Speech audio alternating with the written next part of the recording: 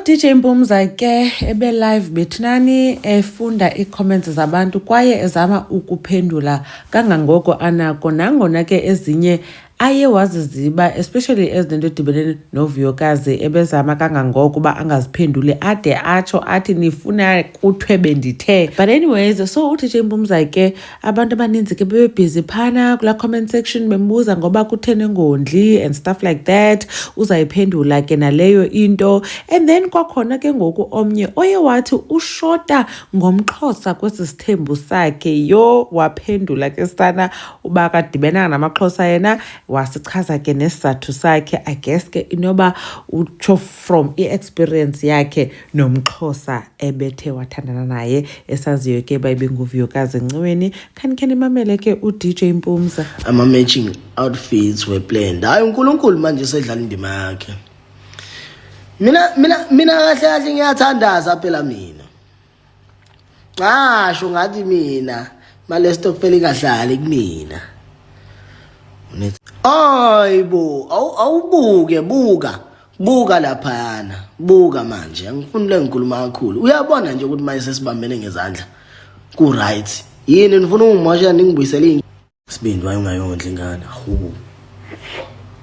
Hawu mina umbuzo yazi uthini wami umbuzo uthini indaba abantu besifazane thina abantu besilisa masona yabo umuntu recognize izinto lapho noma avusa izinto ezithize mecikekile ushoda umXhosa kwesithembu angeke nje yabona ke empilweni yami angiboni nje ngiphindela nje koXhosa. Hayi ukuthi mhlambe ngiyangixeka ni right nibahle niyahlonipha ngaleso sikhathi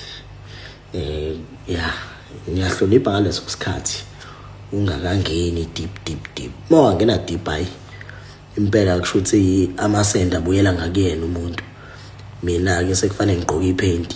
Hayi niyazivela ke bethunani uDJ Mpumza uyasichaza isizathu sakhe soba engasaphinda buyele emaXhoseni or kumaXhosa.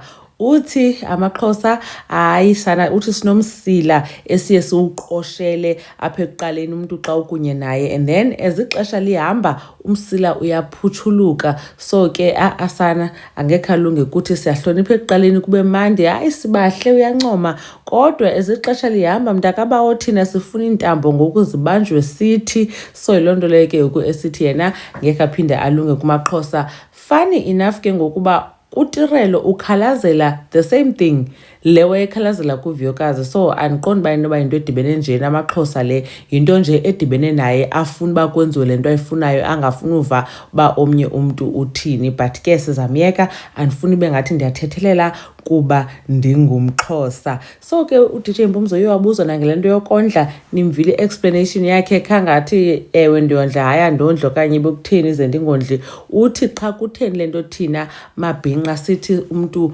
wawuxabana naye okanye nengevani ugubhulule izinto enani zilungisile warawara. Well, the fact remains if zange wondle ngezonyangane lo xesha inyani ayizujika loo nto leyo, uyabo akasazi qenyi ke ngento yesithembu sakhe. Noba ngoku ba right sebebambana nezandla abantu xa bembuza ngale nto uba hey kutheni sana ngoku amahle noTirelo bayametshisa niyamva, uthi yena uyathandaza. Hey ayisana uyayithanda ke le abantu bakhe angathi unesithembu esisebenzayo kuvanwayo kuso. Sakhe sibone asazi noba badlala thina bayevana nyani behind the scenes okanye bevana nyani, only time will tell. Nalomgo kaTirelo ingathi ngoku akasago ihleli uright.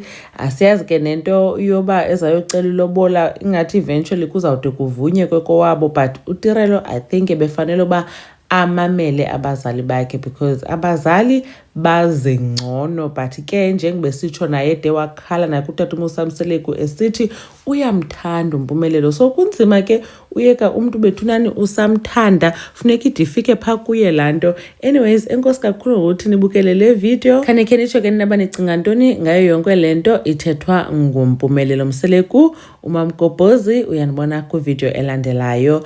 Bye.